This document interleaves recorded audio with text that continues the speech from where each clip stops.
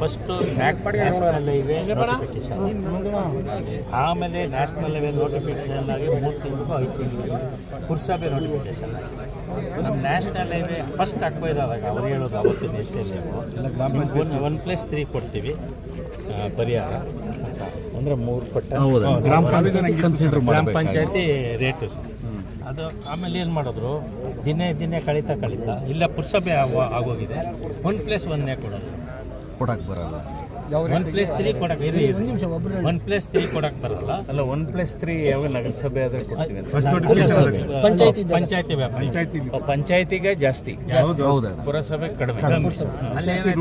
ಅವ್ರ ಮೈಂಡ್ ಏನು ಗೊತ್ತಾ ಸರ್, ಪುರಸಭೆ ಅಂದ ತಕ್ಷಣ ವ್ಯಾಲ್ಯೂಯೇಷನ್ ಗೈಡ್ಲೈನ್ ಚೇಂಜ್ ಆಗಿರುತ್ತೆ ಜಾಸ್ತಿ.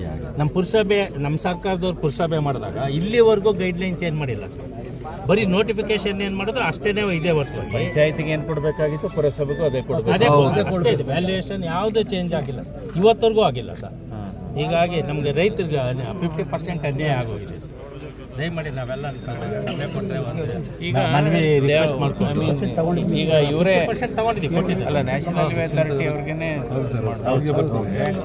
ಅಲ್ಲೇನಾಗಿದೆ ಡಿ.ಸಿ ಅವರಿಗೆ ಅಧಿಕಾರ ಇರ್ತದೆ ಇದು ಮಾಡೋಕ್ಕೆ ರೇಟ್ ಫಿಕ್ಸ್ ಮಾಡೋಕ್ಕೆ. ಅದನ್ನು ಫಿಕ್ಸ್ ಮಾಡಿದಾಗ ಅವರೇನೋ ಸ್ಟೇ ತಂದವ್ರಿಗೆ ಕೊಟ್ಟಿದ್ದಾರೆ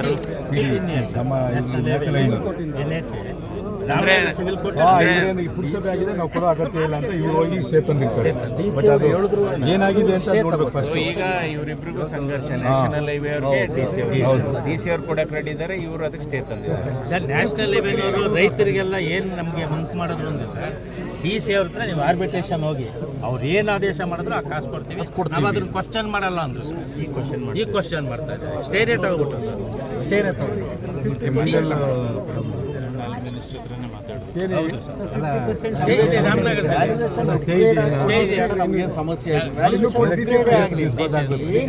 ಆಕ್ಚುಲಿ ನೋಟಿಫಿಕೇಶನ್ ಸಂದರ್ಭದಲ್ಲಿ 1:3 ಮಾಡಿದ್ದಾರೆ, ಅದನ್ನ ಅವರು ಅವಾಯ್ಡ್ ಆಗಬೇಕು.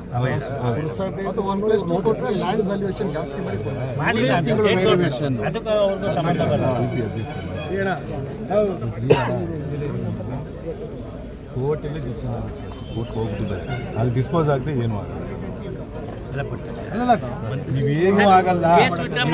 ಪ್ರೈಮ್ ಮಿನಿಸ್ಟರ್ ಹೋದ್ರು ಕೇಸು ಡಿಸೈಡ್ ಆಗಿಲ್ಲ.